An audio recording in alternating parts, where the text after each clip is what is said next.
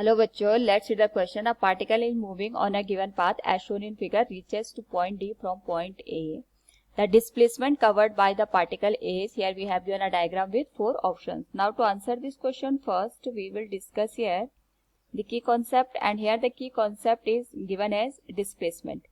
तो डिस्प्लेसमेंट का मतलब ये होता है कि हमारे पास सपोज कोई पार्टिकल यहाँ पे मोशन कर रहा है, मोशन करते हुए उसकी अपनी आप में कुछ ना कुछ इनिशियल पोजीशन होगी और फाइनल पोजीशन होगी. तो डिस्प्लेसमेंट का मतलब होता है उसकी जो फाइनल पोजीशन है और जो उसकी इनिशियल पोजीशन है, अगर हम उसको स्ट्रेट लाइन से मिला दें, उस स्ट्रेट लाइन की जो लेंथ होती है उसी को हम डिस्प्लेसमेंट का नाम देते हैं. यानी shortest path covered by an object is known as displacement. इसी का यूज करके हम इसको सॉल्व करते हैं. तो पार्टिकल जो यहाँ पे मूव कर रहा है, it is reaching at point D from point A. तो पहले ये ए पे था, फिर बी पे गया, फिर बी से सी पे गया, सी से डी पे गया.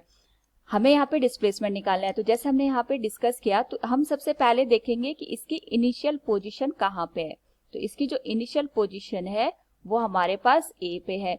अगर हम देखें यहाँ पे इसकी जो फाइनल पोजीशन है वो कहाँ पे है, तो इसकी जो फाइनल पोजीशन है वो डी पे है. तो ए और डी को हम यहाँ पे स्ट्रेट लाइन से मिला देते हैं. तो जैसे इन्होंने यहाँ पे फिगर में दे रखा है, ये ए आ गया, ये डी आ गया, इसको स्ट्रेट लाइन से मिला दे तो ए और डी के बीच की जो लेंथ होगी यही हमारे पास यहाँ पे डिस्प्लेसमेंट का काम करेंगे. So we can say here displacement will be given as AD. So from the given option we can say option D is the right one.